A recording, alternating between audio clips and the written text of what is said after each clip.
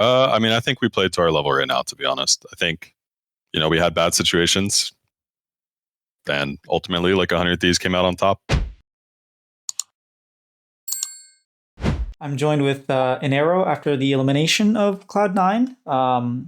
Maybe surprising to some, to others not. First, I mean, everyone's going to talk about this, but the draft in Game 5 where you guys don't trade the Pantheon and the Yone, and then you pick TF, and TF looked mega useless, like got one ult off the first 20 minutes of the game. I'm sure it's something you guys were comfortable with. You clearly, it was intentional that you guys did that. But what was the thought behind the TF and giving them their power picks? I mean, it's just a fine pick into Yone. I don't think it's too amazing, that type of game, but it's a good comfort pick, and it is totally fine into Yone. We're still in a pretty good position in the game. I don't know, just something we're comfortable playing with, down to do.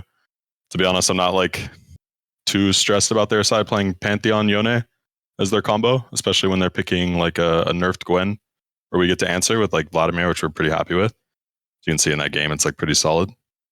So didn't care too much about it. We didn't look at that trade at all, that it was going to be a Pantheon Yone trade. It was a Pantheon Trundle trade. Mm-hmm. Didn't care too much about the Yone. Obviously, now we can pick it, but we're fine to play versus it.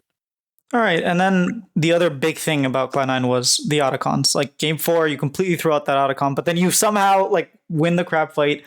And then Game 5, again, you just start the Atachan. You didn't even push bot way. It just felt like there's a little bit of desperation there when you guys were up a lot of gold. So, behind the scenes, how did you guys feel about that Atachan? And just in general, your Atachan plays? Yeah, I mean, in the Game 4 one afterwards, we basically said, okay, guys, we need to stop taking these standoff situations where it's a flip on it. We should have just been going into them. And so after that fight, it's what we started doing in that game. It obviously worked out pretty well. Every game Atachan is going to be a little bit different. And this one, the reason the team is forcing it and trying to get it going faster, it was a bit of a discussion around what to do. But we know Smolder stacks aren't up right now, so we have opportunity to take a fight before he's got it. Hopefully get something that we're good with. We're first ones there. We already had position from the Dragon, so hopefully we can create something that's positive here for us. And if the other team's forced to come in, Smolder doesn't have stacks. Cool. Can be a good winning fight angle for us. We know they're going to come fight it. They're not going to give it for free. And that it's not going to necessarily get a better situation later at Atachan. It'll be similar, but now Smolder will have stacks. So yeah, team chose to do it. It comes down to fighting, I completely understand the reason the team went for it. I'm not going to harsh them at all for taking that angle either. So that's just how it is. It's an important objective. Sadly, sometimes, it goes bad. I think our team improved a lot around what to do around Atachan. But yeah, it happens, bro. That is what it is. Yeah, and you guys ended up stealing it anyway, so it was somewhat positive. But then the basing on that ward, was that surely, I mean, I don't know, but it's something 100 Thieves do a lot, where they just catch you out by having random vision spots. Was that something that was on your radar to begin with, or just that completely caught off guard? I mean, in every single game, I think you can probably hear us saying, and in our scouting reports before, these guys are really good at cut plays. These guys are really good at looking for an angle between you and either baiting you into something where they're going to mess you up, or just capitalizing on, oh, small mistake, oh, we're going to come get you at this spot. Obviously, it's not going to come down to be careful basing on a random ward. That's not something you're going to talk about. It's an understood thing in the game. Realistically there, blaber didn't think he was on ward. He went and cleared the pink. Didn't think about the fact he could be on a ward right there and that they'd make a play on him. And they did it. I think this team found a lot of good pick angles throughout the series. And whether we know it or not doesn't really matter too much. I think the whole team knows that it's there. You can constantly hear us in comms saying 100 Thieves can look to do this. This is a 100 Thieves thing. They look to do it. And sometimes you slip up and it happens. Yeah, I kind of wanted to ask as well, because this has been the Cloud9 narrative. It's Cloud9 are choking. Today, do you feel like you guys played below your level, to your level of was it the fact that 100 Thieves are a really good team, or was it kind of what you said against Dignitas, where we didn't play to our level? I mean, I think we played to our level right now, to be honest. I think, we had bad situations, and ultimately 100 Thieves came out on top. I think their game plan worked out against us, so full credit to them. I don't think this is anything where we were slumping today and it was really bad and they got lucky or something, someone would say. No, I think they just just beat us hands down. And that's how it is. I guess this is like a very awkward position because you guys prepare to win. You know, you never really prepare for your season to be over, especially like the first 3 weeks. You're like, oh, we're the number one seed, and then for it to like kind of collapse this way. What would, like, in your opinion, now looking back at it, what was like some things that really went wrong that you wish you could have fixed before, or things that you didn't know would kind of be problems that were nerves? I guess one of the things that I'd look at is like Loki and Thanatos. I mean, I thought they played well today, but some games, like, it looked like maybe they were a little bit nervous. I mean, honestly, I don't think I could ask for any more from the rookie guys. Like, I think they were playing pretty clutch today. Like game 4, Loki was popping off. Game 5, Thanatos is huge. Like, he's a big part of the reason that like fight worked out at the Herald. Like they were big for us, you know. Like those guys were doing great. I don't think anything down to like nerves with it. I think you can always look back and say like we should have been working on this that turns into what made you lose at the end. I think there's a lot of different things we could have had different for us. I think we really needed to try to create ways to get more out of practice and get more just like discipline for ourselves, despite the fact that we're in constant like winning situations in games, and it's a constant stressor on teams just being disciplined. Like our team was constantly winning scrims, you know. We're always, I think our scrim win rate through the year is insanely high, but like it doesn't mean anything.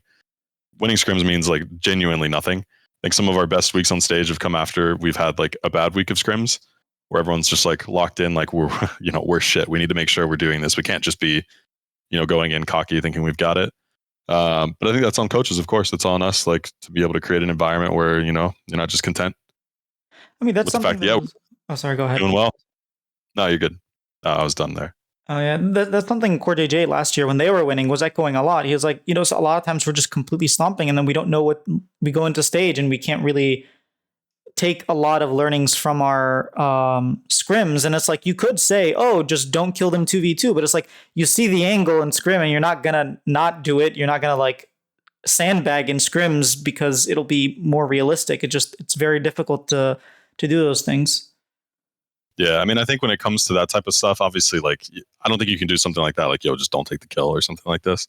It's more so, I think, for our team, we had a lot of situations in games where we have, like, big gold leads this year that we've lost. And best of series as well, where it's like, yeah, we have a good gold lead, good control of the game, and we lose it. And that happens in scrims too, but it's more, it usually doesn't turn into, like, a loss in a scrim necessarily, It's just like, oh shit, we messed up, but you're not, like, stressed. You don't really, like, feel it. It's just like, oh yeah, we made a mistake. Move on, and you like win the game anyways, because the other team is also likely a bit more mentally checked out, like they're done with the game. It's over. Even if they get a weird pick on you, they're like, yeah, this game is over. We're probably gonna move on from it.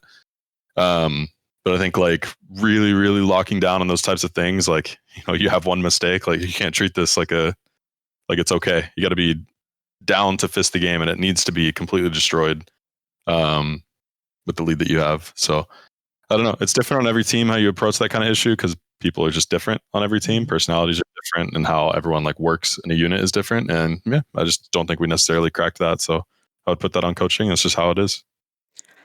Well, I know it's an unfortunate end to the year, but as like an outsider, seeing what the Cloud9 program this year, what it did from like the very beginning of the year to where you guys got now, like the rate of improvement. I know it ended on a sour note, but I felt like it was a really successful, or not successful, but really fruitful program. And I think, like, if you keep at it, could have been a very great team, and, possibly make it top 4 in the world. But some stories end soon, so it's unfortunate. But thank you so much for doing the interview. And I know a lot of Cloud9 fans might be upset right now, but, they'll send their condolences in a little bit.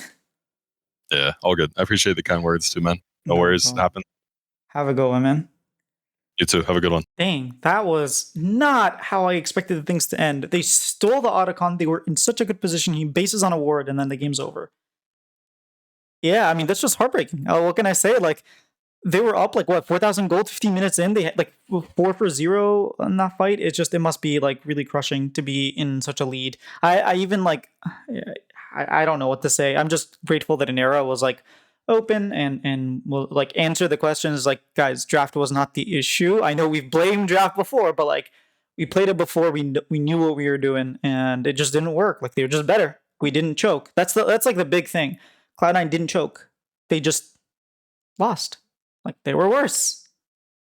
Like, whoa, what more can you say? And yeah, I was really hoping to see them in Texas. I'm gonna be honest. I kind of wanted Cloud9 and Shopify to both make it, and FlyQuest to not. But obviously, FlyQuest are in a very good position, and now it's between 100 Thieves, Shopify, and FlyQuest. So we'll see what the future holds. But hopefully, I see you guys in Texas. Come stop by, say hi. I'll be there. And yeah, don't send too much hate messages to Cloud9, please. I know they really tried hard. Like as a professional player, you pour your heart out into this. You try your best. You upgrade the program in any way you can, and when you lose, it's like soul crushing. So I know specifically blaber and Sven are getting a lot of hate, and I just don't think they deserve it. I think they've underperformed some series, overperformed some series, but at the end of the day, like it's a team game, and they're doing the best. They're doing their best.